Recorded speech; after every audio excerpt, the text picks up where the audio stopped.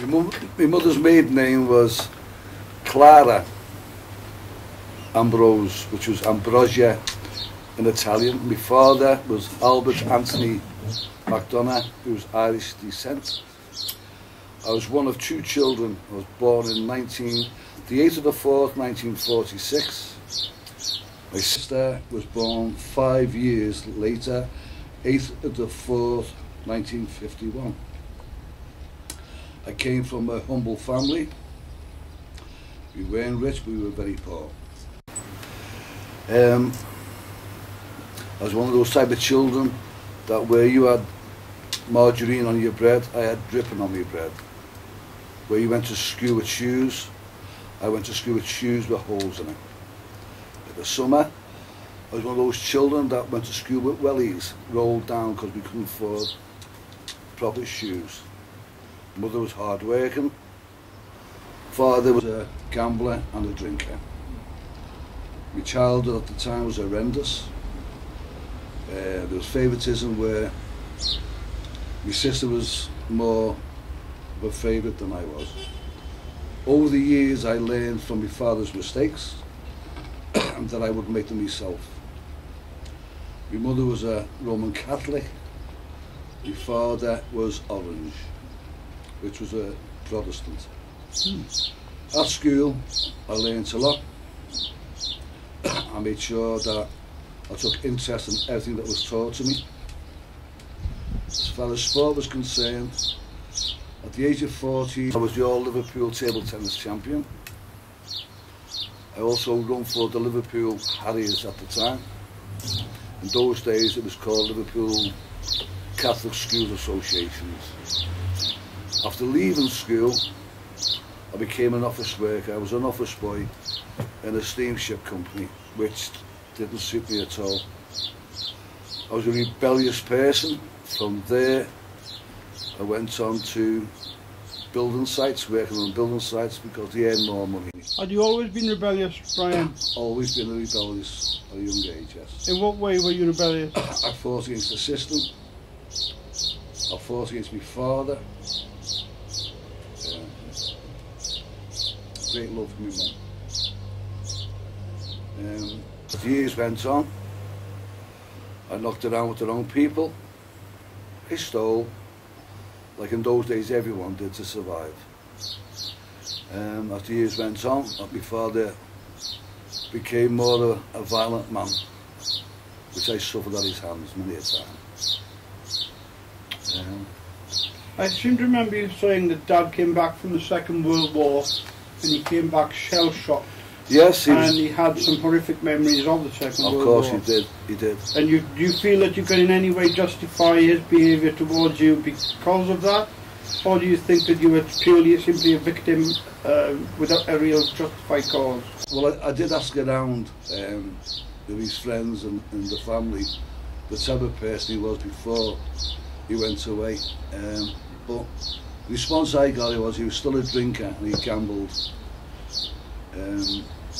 At the time, after the war was over, my mum married my dad, and I only knew, as I say, from my father from there.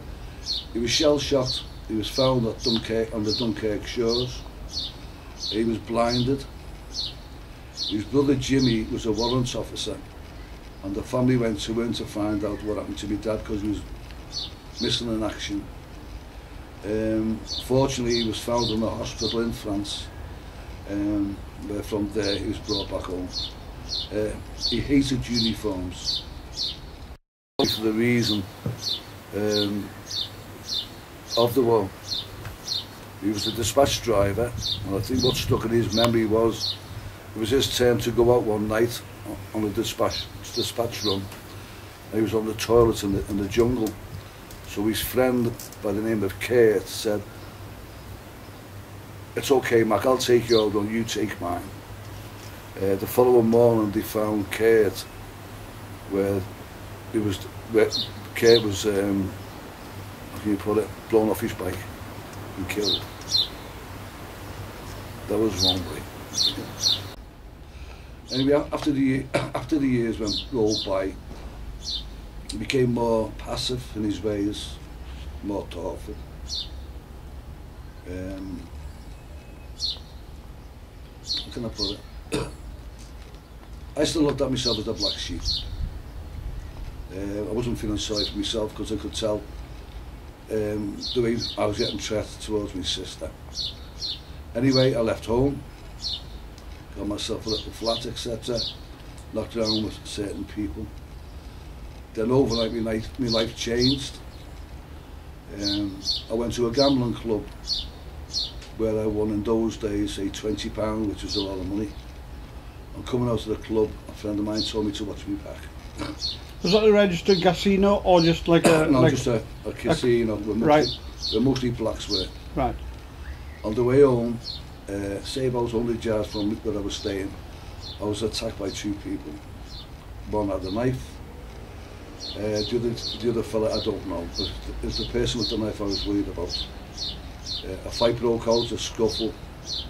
I took the knife off him, and no doubt through fear, I stabbed him. Not to be proud of. I phoned the police and I phoned an ambulance and I waited until they came.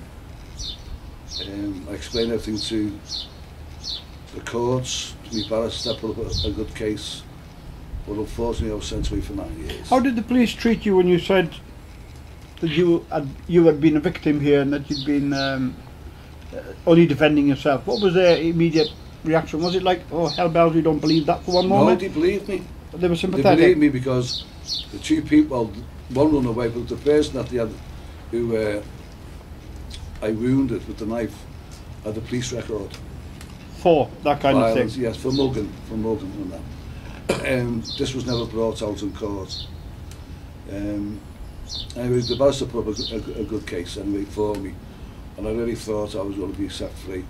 But unfortunately, the judge thought otherwise, and I was sent away for 9 years. In those 9 years, I knew I could be home after 6 years with good conduct. So while I was there, I educated myself more. I took a trade on painting and decorating and sign writing, which I put to use when I came home. Your behaviour in prison was exemplary? Yes, it was. You wanted out as quickly as possible? As quickly as possible. Did you not feel that you belonged in there then? No, I didn't believe I belonged there at all, no. After coming home, I found it hard to get work because I had a gap in my life of 6 years that I couldn't account for unless I told my employer what had happened. From there, I went to a place called Barron Furnace in Cumbria, where I found work as a decorator. I made my way up to a foreman in the company, and the company was owned by a gentleman called, nicknamed Bungie Ward. I stayed there for 11 years. I came home, I became a lecturer at the Polytech, teaching youngsters decorating to Sitting Guild standard and sign writing. One day, on my way home, I popped into my local public house where many years ago I used to drink. And that's where I met my wife, Liz. Liz worked there, did she? In the bar. On days like these, when skies are blue and fields are green, I look around and think about what might have been, and then I hear sweet music float around my head. That had a huge effect on you, I believe, correct? We left unsaid. It's on days like these. How old were you then, Brian? I remember singing songs 36, 37. I think I was 27, 28. When I was in a platonic relationship, we got on. And as you know, in public houses, rumours go around, bad rumours, no truth to them at all. Months, say 6 months, and her husband found out about it, and he thought, he went the other way about it, thought she was being unfaithful, but she wasn't. So one day I phoned her and asked to meet him one-to-one to explain the situation, and I just said there was nothing other than a platonic friendship. Anyway, he accepted at the time, and then I went away on a course in Burton Manor to take more lecturing courses, etc. From there, I received a phone call, and it was Liz saying that she wanted to come and see me, that she had trouble with her husband at the time. So I asked the head lecturer, would it be possible for her to come up? He said yes, no problem at all. So she came up and explained the situation to me, and from there we knew we loved each other.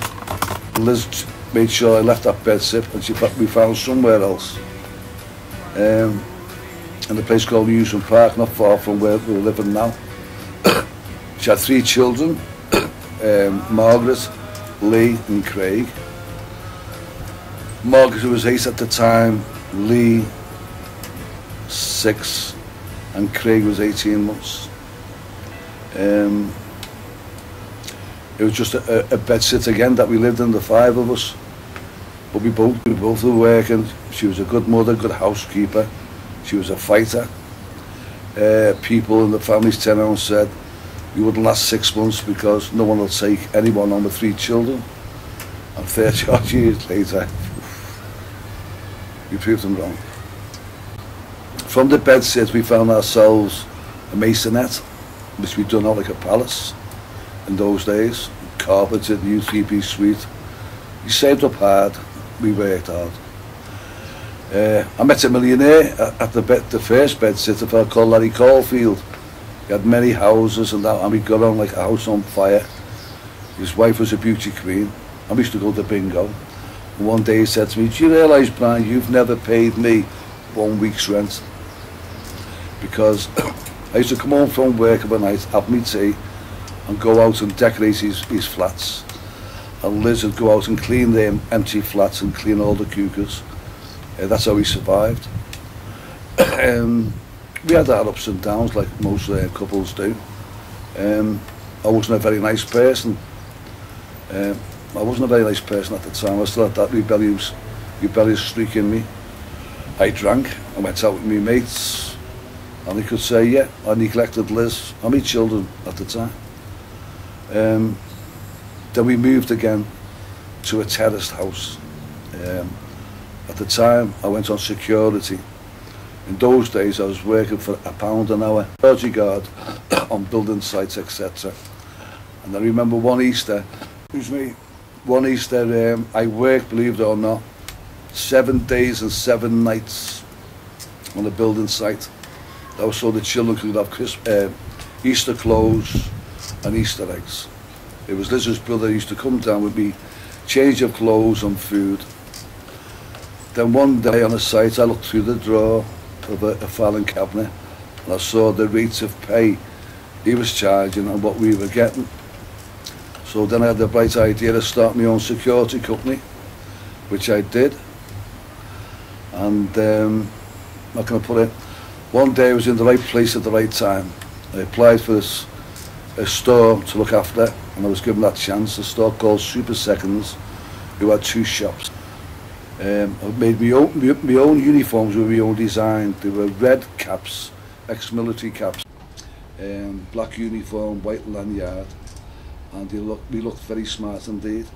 When you got these red caps, military uniform type, you did that with an objective, yes, and that was to create the right image. Flashing. And you only got guys without records, or did you take on people with records, or mainly military?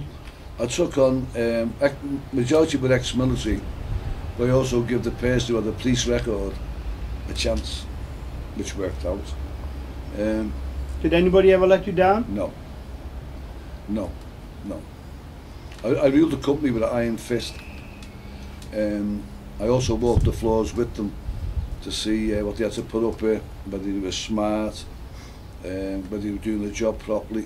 From there I got a number of shops in a place called Highton Village, where Super Second was. And within 12 months the whole square was full of my guards, which I was very proud of. From there I went to a big precinct, where again I took over 80% of the shops, including Dunn stores, etc. But behind me was a strong woman.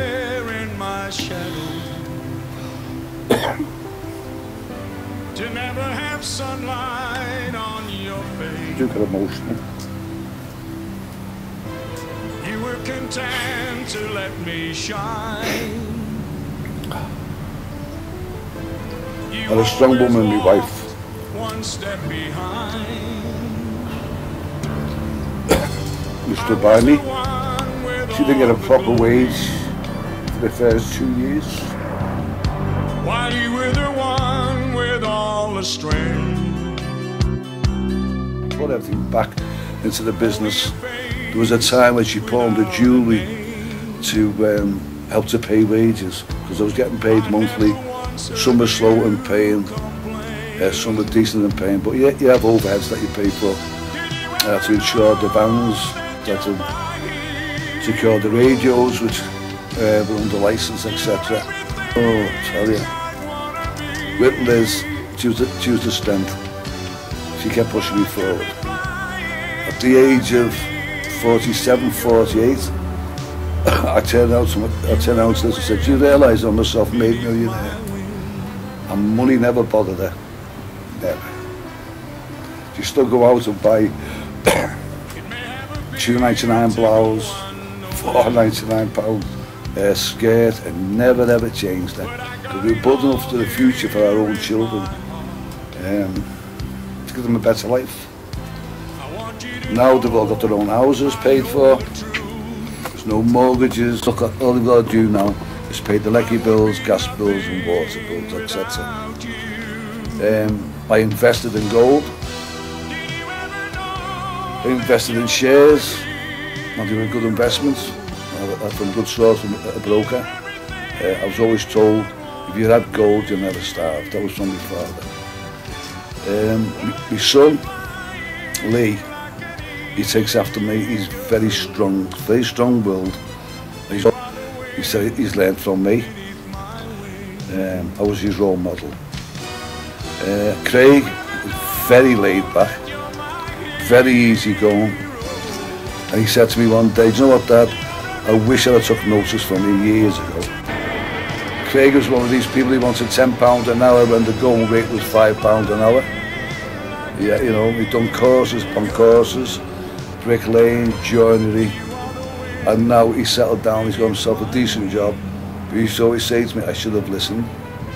I have a lovely daughter who suffers sadly from bipolar, which is a horrendous thing, which is a balance of the brain, chemical balance of the brain, which I didn't understand. And then when I did find out by reading up on it, I realised that she needed more than help. She needed love. She had the love, but the love she wanted was someone there 24 hours a day. And funny enough, I've become that 24-hour a day love for my daughter. I don't know if anyone knows about bipolar. It's horrendous. I couldn't understand. It'll take me too long to explain it, but bipolar comes in many forms, here at any time. So I advise you to go on the internet and read up on bipolar. Now we're very, very close. And again, she wants phenomenal. Sometimes she'll take the mickey and push her luck, but that's what we're there for. I try to give them the best of everything, but also show them the value of money. I think the years I've had has taught me an awful lot. It's taught me an awful lot. And as I say, if you find the right woman, look after her. Hold on to love. I never let it go. Not everybody's as lucky as you.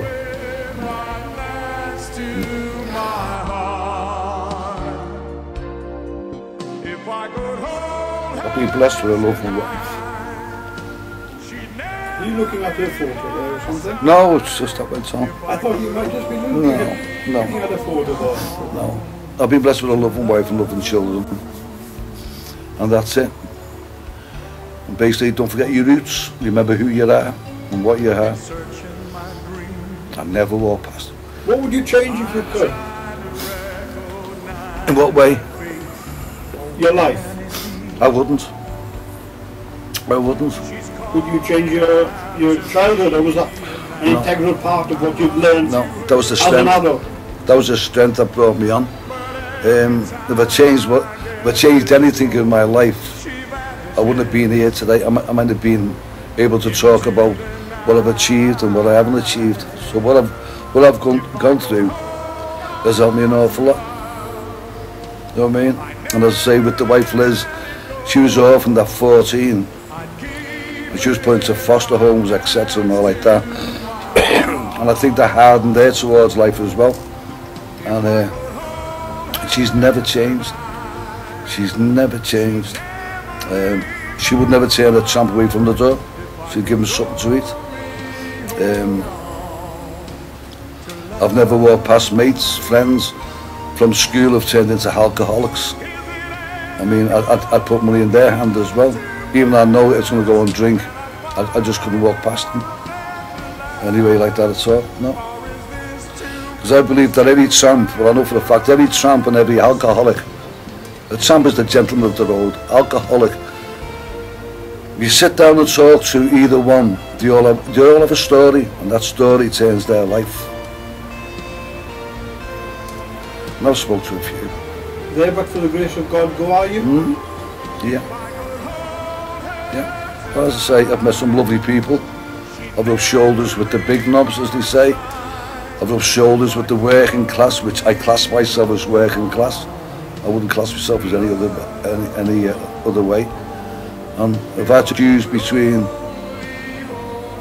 them up there who have everything and can do what they want, and them down there that have got to work and struggle. I choose the ones that work and struggle, because there's where you learn. That's the learning part of life. Them at the top. In my eyes, the majority of them are false.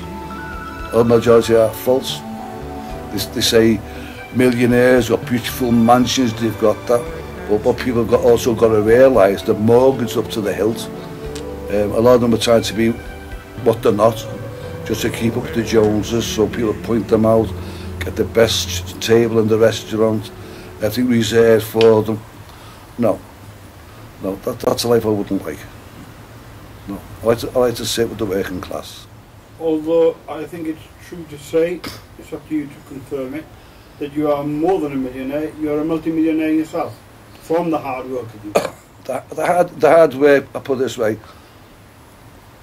the hard work that I've achieved, selling the business and what I have and all like that, I'll want for nothing, my children will want for nothing, and my grandchildren want for nothing. You're going to leave a message now for your... this video possibly will be seen by... probably be kept in the family for centuries down the line. The technology of MP4 will probably still be around, where it can be converted, added to new system, where one day it'll be virtual reality on a wall or whatever. What would you like to say to your great grandchildren that are not even born yet?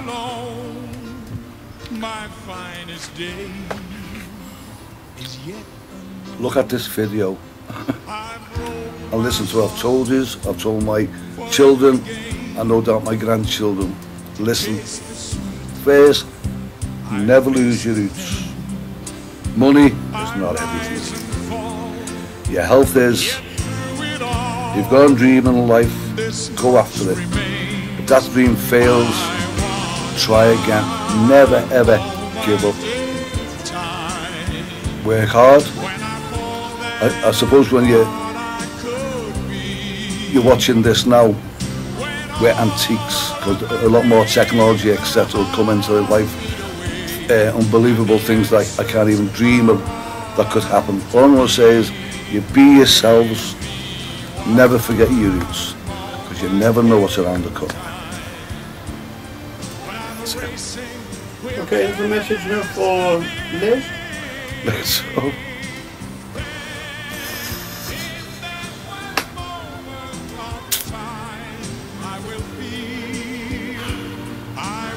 I think I'll leave you here. Okay, leave you up there on your own. No, it's not a problem. It's just that, believe it or not, I am an emotional person with feelings.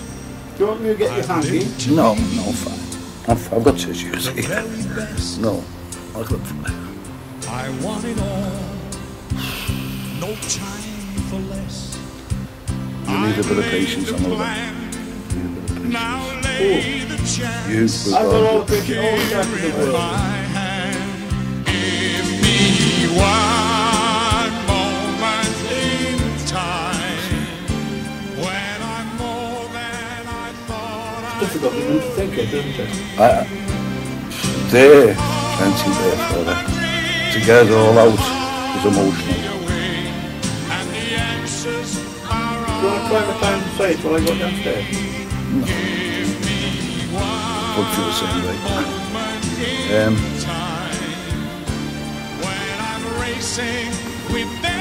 I can't put it.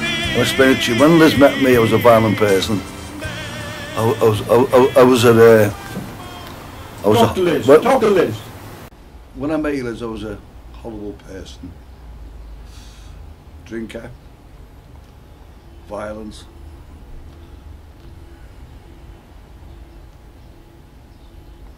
And you put up with that for 7 years. Anyone else would have walked out. In fact, one day you give me an ultimatum. It was either me friends on the drink or you and my children. And I sat on my hands for 12 months. Wasn't an alcoholic. I used to want to be out with the boys. So I was a man's man, always out with the lads. And I sat on my hands. I made my decision. People used to knock on the door or knock on the window. I used to say, no, I'm staying in. They used to laugh at me and say, oh, you're under the thumb. I suppose we were so much alike in many ways. Where I was, how can I put it, as I always said, rebellious. You were the calm person. You saw goodness. You were stronger.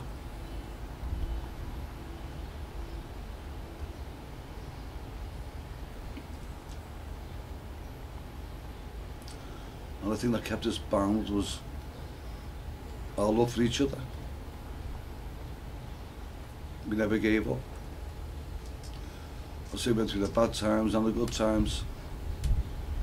And we stayed together all these years. 30 odd years now. We watch our children grow. And to be honest with you, I think without you I'd have been dead now.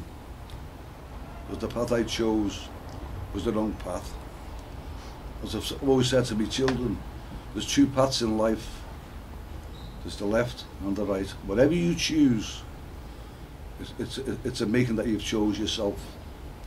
You can go up where a really bad life, and on the other side there's a really good life.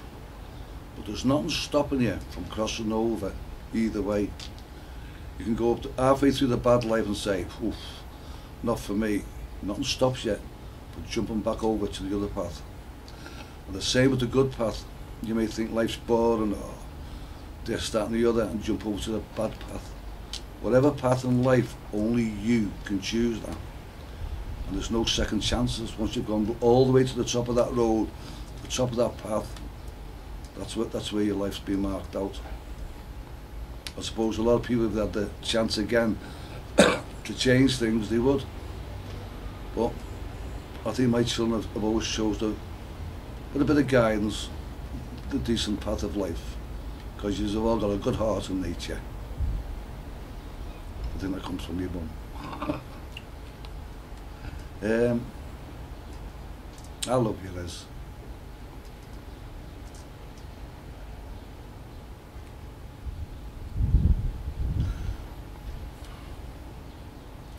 I think for the past 30 years, every morning I've said I love you. Going to bed, I love you. Yeah, for 30 years I've said that.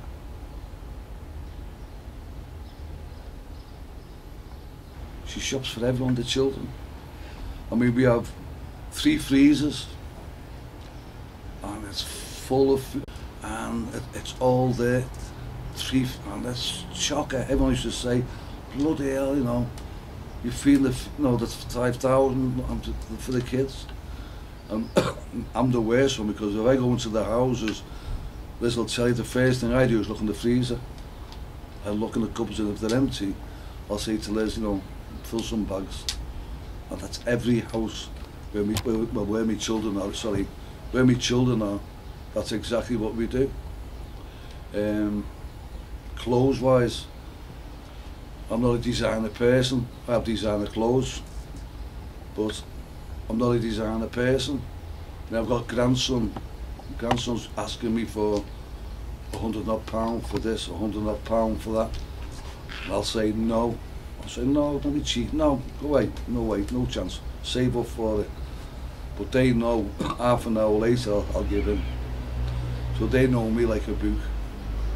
And my daughter, for example, if they ask her favourite words is, go and phone your granddad.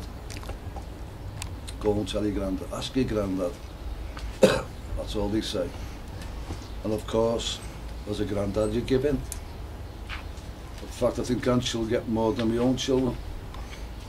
But that's life. Liz taught me a lot about that. She taught me an awful lot.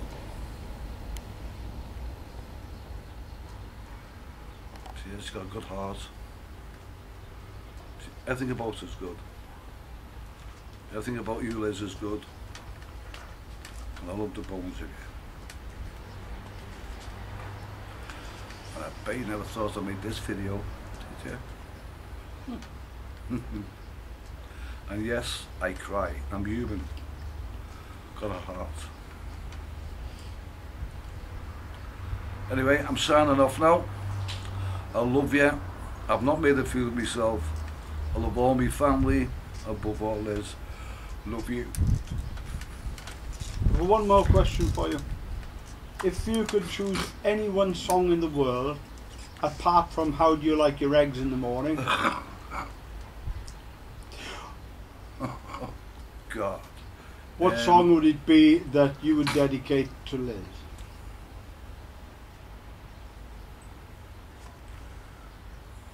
We spoke about this, and there was a number of songs like Wind Beneath My Wings. You are the wind beneath my wings. And let's hope that you keep blowing for many years to come, girl. She will. Gently rising with the Give her a sun. kiss. She gives me cause to face the day and brings me joy when day is done. Heaven is my woman's love.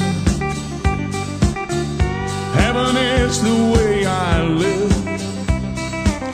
She gives me all the love she can, and then somehow finds more to give. And when I see her in the morning light, I feel the same as in the dark.